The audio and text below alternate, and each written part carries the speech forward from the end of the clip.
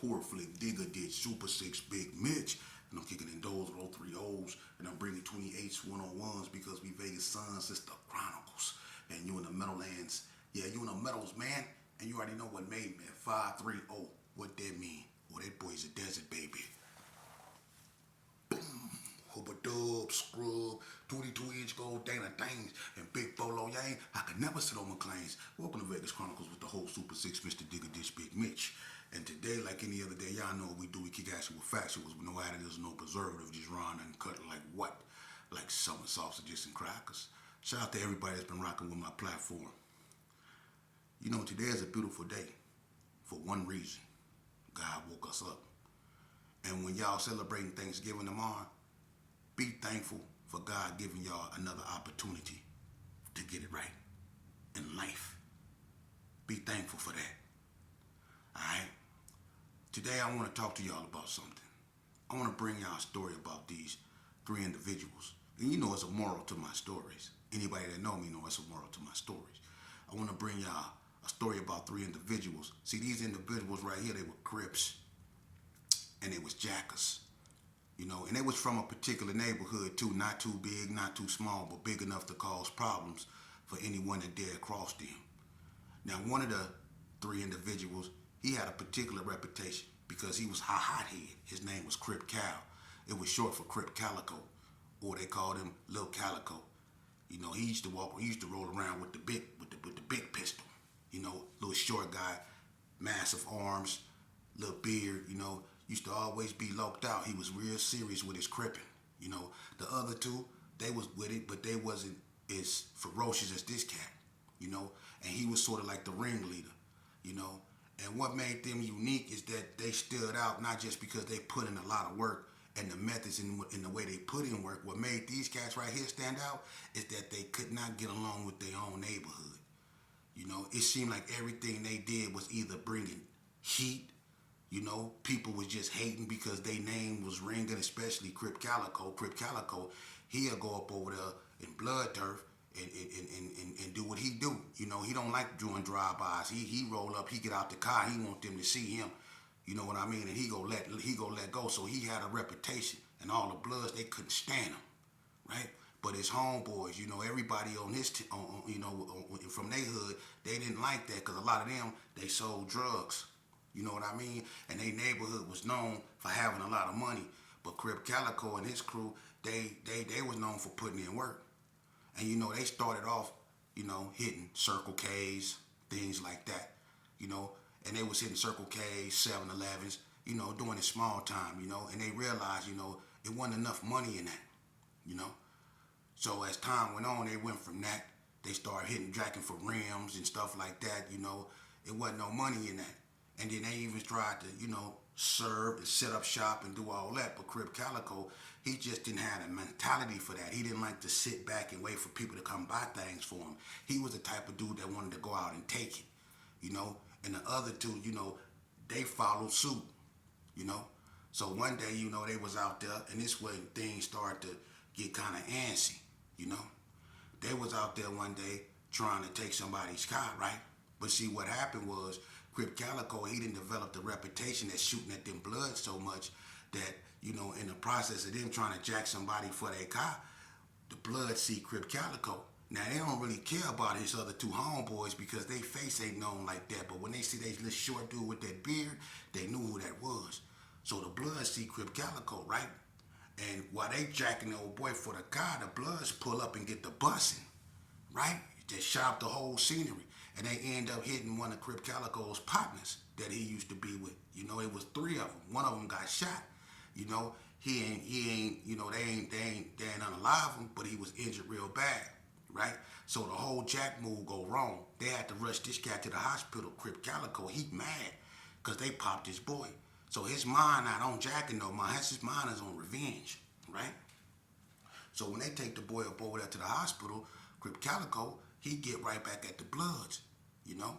They go through there, they let loose, they shoot up the blood turf, right? They sprayed it up real bad. They end up shooting the old lady in the back, right? So now things is tense and hot. And his homeboy that was with him, he ain't feeling it because they ended up shooting that old lady, So Crip Calico, he didn't care. He figured they hit his, he hit theirs. That was just his mentality. And that's what separated him from the other two. He didn't care, right?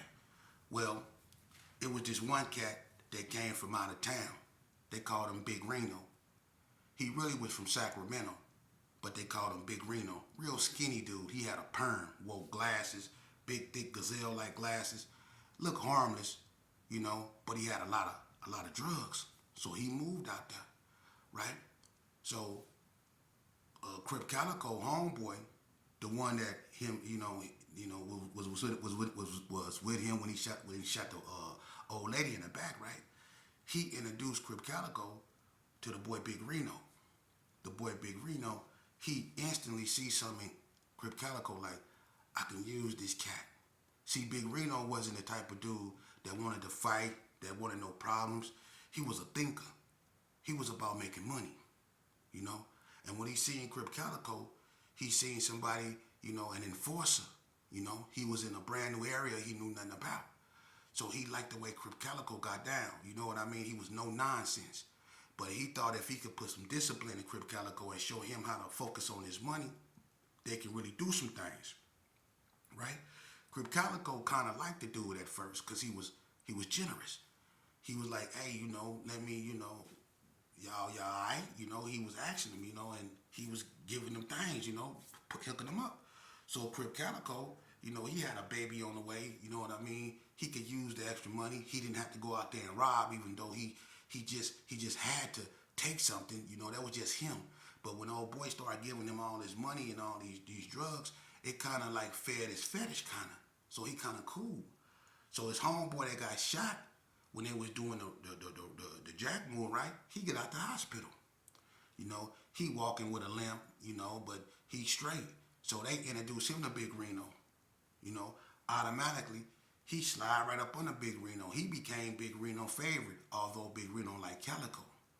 But see, Big Reno, he didn't just like Calico, he was scared of Calico. And he thought if he kept Calico close to him, gave him what he want, he wouldn't have to worry about that. But see, Calico was a thinker too. He wasn't the type of person that you can feed, like that. He just had to jack people. So he kept, tolerating old boy. Old boy came out there. He started making a name for himself. He supplying everybody weight now, So everybody eating, everything cool. People not really gangbanging. Crip Calico, his baby, is about to be born. So he happy, right? So everything going smooth, right? Well, one night, they was all together. Old boy wanted to go to the club. He wanted to have a drink with everybody. Every drink's on him. So they go to the club, right? Everything cool. They kicking it. They getting drunk. Crip Calico and his partners, they sitting there. Crip Calico getting drunk. He's staring at the dude. And he got this look, not one of admiration, but one of disdain. Like, who this cat think he is coming out here, flossing like he all that. Even though he feeding him. But see, Crip Calico, he the type of dude that he had an ego, he had pride, And it was crip or nothing with him. He ain't care how cool you was. You wasn't from his team, you wasn't from his turf. He ain't give a damn about you. He didn't care how nice you was to him. So he starting to stare at this dude, and he see weakness, Like, this dude think I'm stupid. He trying to pay me, to keep me up off him. Yeah, don't even worry about it, though. I'm gonna get you. So his homeboy, the one that slid up on him that got shot, he noticed it. He said, man, what's happening? And he was like, nothing. He was like, why you mugging the homie? He cool? He was like, he cool with you. He ain't cool with me. He was like, I thought y'all was... He was like, nah. And he threw up the neighborhood. This such and such with me. Crippin'. And he like, man, you tripping. And he thinking, Calico drunk. He tripping, right? So he go up over there with Big Reno and sit with Big Reno, you know what I'm saying? Like, Calico over there tripping, man. I'm gonna let him be by himself and cool off. So he go over there with Big Reno and sit with Big Reno. Now they laughing, they chopping it up, they doing their thing. Now he really mad. He looking at his homeboy, that used to be with him all the time. Now with him, he looking at him, now he getting real mad, right? So he end up leaving. He go, and he driving, He go home. Him and his girl, they chopping it up. You know, his girl, she needs some more things for the baby. He like, didn't I just give you some money for that? He really drunk, so him and his girl get into it, right? So he leave. Now he really mad. So he rolling around, you know. He called his other homeboy. Hello? I said, where you at? Oh, I'm still at the club. He said, man, meet me in the parking lot. So he pull up. His homeboy got in the car. He said, come roll with me. He's like, what's up? They go rolling. He tell his homeboy, hey, I ain't feeling that cat Big Reno, man. He said, why not? He said, man, I don't like this cat, man. It's something about him. It really ain't. He just jealous of him, really. And he was like, well, what's happening, man? He was like, man, I'm going to get that fool. He was like, for real? He was like, well, what about the other homie? He messed with him every day. He was like, I tried to talk to him in the club, but he act like he all on his nuts. You know what I mean? F both of them, as far as I'm concerned. And he was like, man, well, how we gonna do it? And what about the other homie? Well, we just gonna do it when he ain't around. But we gotta get this cat right. But see, little do they know, Big Reno, he look weak. He look soft. He ain't with the bull crap. He don't want that type of heat because he a money-making man. But see, it's another side to him, too. You know? He cool as he can be, but once you cross him, he wasn't no different than Calico when it came to his mentality. If you cross Big Reno, that'd be the last time you cross anybody. See, they didn't know that this cat had left a reputation where he was from for laying people down that crossed him. He come in all cool and all this shit. That's how he rear you in, you know? Then you find yourself working for him. He become your puppet master. And you think he feeding you. He ain't feeding you. He using you to elevate himself. And once he done making all the money he can from your neighborhood and tearing up your neighborhood and having y'all at each other, he move on. That's just how he is, you know? And that's just how he stay ahead of the feds. So they decide they go get Reno, right?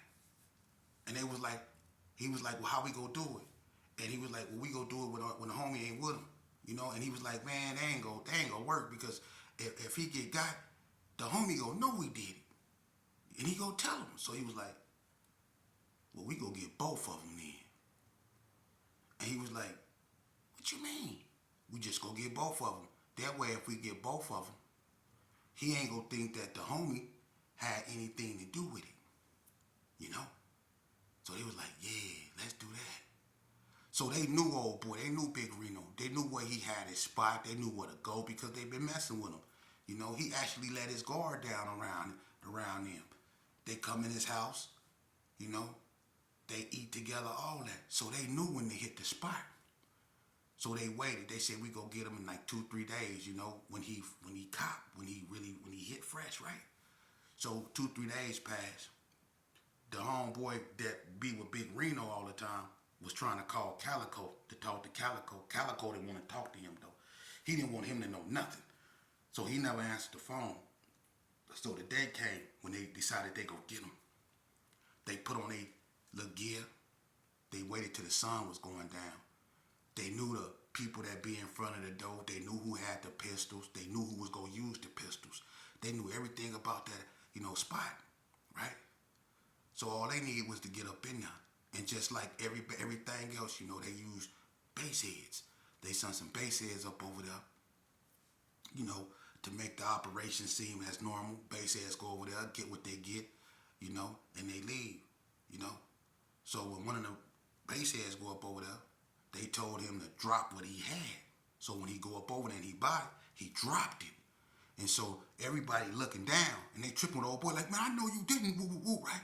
So while they looking for the flames that he dropped, that's when they made they move. They ran up on him. Lay down. They laying everybody down, right? So they got everybody laid down. Now, Calico, he a professional when it come to laying everybody down, so he know what to do, when to do it, and how to do it.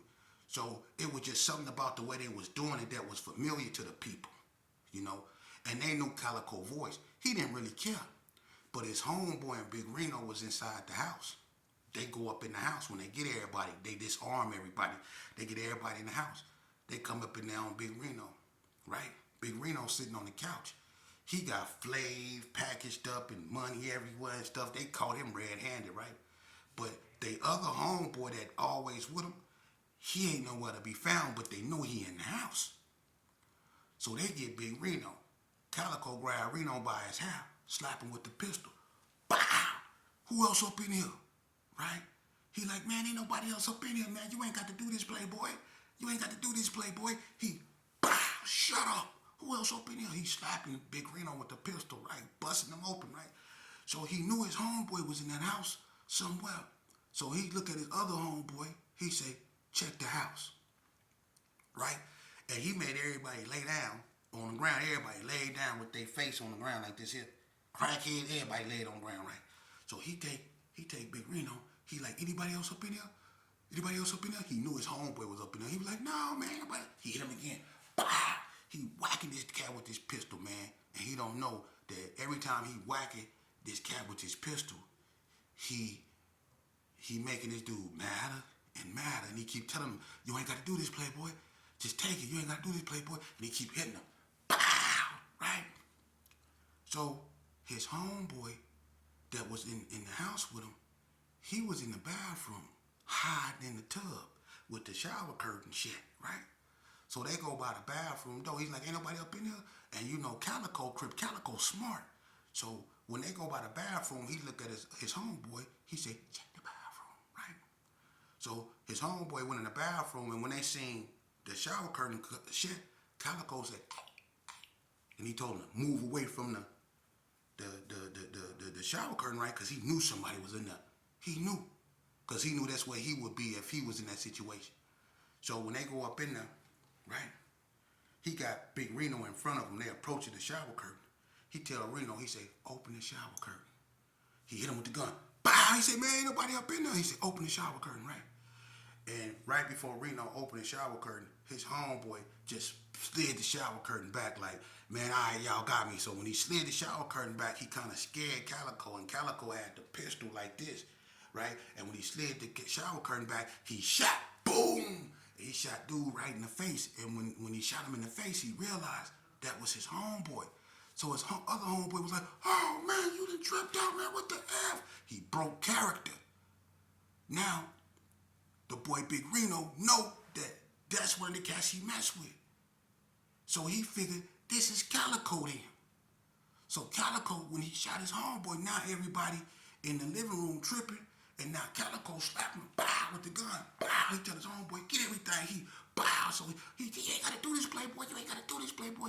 He slapping Big Reno with the gun, right? Bow, bow. He slapping him with the gun, bow. And the old boy was like, man, come on, man. We got to get up out of here, cuz. We got to get up out of here, cuz. We got to go, cuz. So he giving up everything, right? So Calico lost it. He didn't just smoke this homeboy on accident, right? He just wanted to rob him, right? But he done shot his homeboy in the face. Now he pistol whipping Reno, right? His other homie gathering up everything to get up out the house. You know what I mean? He keep hitting old boy. He hit old boy till he was unconscious. He was banging him and whacking him and whacking him and whacking him. So he run out the house behind his homeboy. They get everything. They punch it. They gone. They got all the flame. They got all the money. He just smoked his homeboy. He laid everybody. They robbed the spot. They gone, right? His homeboy punching it. He keep going, what the F? What the F, man? What the F you did? So Calico was like, man, chill out. He like, man, you just knocked off the homie, man. He was like, man, chill out. Let me think. I can't think. So old boy was like, man, we got to go. We got to go. And he panicking. So Calico point the gun at him, man. You better calm down, fool. Right? So old boy was like, man, what is you doing? He stopped the car. He's like, man, you just shot, whoa, whoa, whoa. And he keeps screaming, dude, name like, no. He's like, man, get in the car and drop. Go. He like, no, man, you just. And Calico couldn't. And Calico shot his homie. Boom. Smoked him in the car and then pushed him out and took off. Now he going with everything. He breathing hard, looking through the rear view like he gone, right? Everything going through his head. And all he can remember is the shower curtain coming back and his homeboy emerging from the shower curtain and the look his homeboy had on his face before he squeezed the trigger. Then he remember himself hitting Reno with the pistol over and over and over and over and over again, right? Then the conversation he just had with his homeboy, and him shooting his homeboy, and the smell of gun smoke in the car and stuff like that, man. He going through all this thing, and he on a high speed chase. He gone. So finally, he go to the spot that it was this abandoned house that they used to always go to, And he went to the house, he parked, he pulled up, he got everything. His phone is ringing. He looked, it's his baby mama, the one he got into it with prior. He can't answer it right now, and his adrenaline is starting to come down now, and he realizing what he did, and he like, oh man, but he was masked up, and then he knocked his other homeboy down, so he sat there with his hands on his face in the abandoned house. He was rocking back and forth because he didn't know, like, man, I just did knock down my childhood friends, man, and he like this here, and he thinking, he don't know if Big Reno alive, he don't know if nothing, right? So the police, they swarmed the house, they took all the weight, they took all the money, the only thing that they left was paraphernalia, which was scales and stuff like that, but mostly everything else was gone. So when the police come up in there, they tape everything off. Big Reno, he almost disfigured, but he ain't gone. He ain't gone. His homeboy that he hit in the shower, he splattered everywhere. The base heads, before the police came, they got up out of there. Everybody shook the spot and just left Reno and the old boy up in there. So the police, they come and they get everything. They take Reno to the hospital. He laid up in the hospital. Calico, he got everything. And he got a lot of weight. And he got a lot of money. So he kicked back in the abandoned building. And he stayed there all night. Because he just couldn't grasp the fact that he just murked his two best friends. And he kept telling himself, he got the pistol to his forehead, and he kept knocking on his forehead. He kept saying, it was an accident, it was an accident, it was an accident, it's an accident, right? But he trying to get himself together. So he was like, I gotta go home because his baby mama kept blowing his phone up. So he said, I got to get myself together. So he get himself together, right? He take all his clothes. He take the pistol.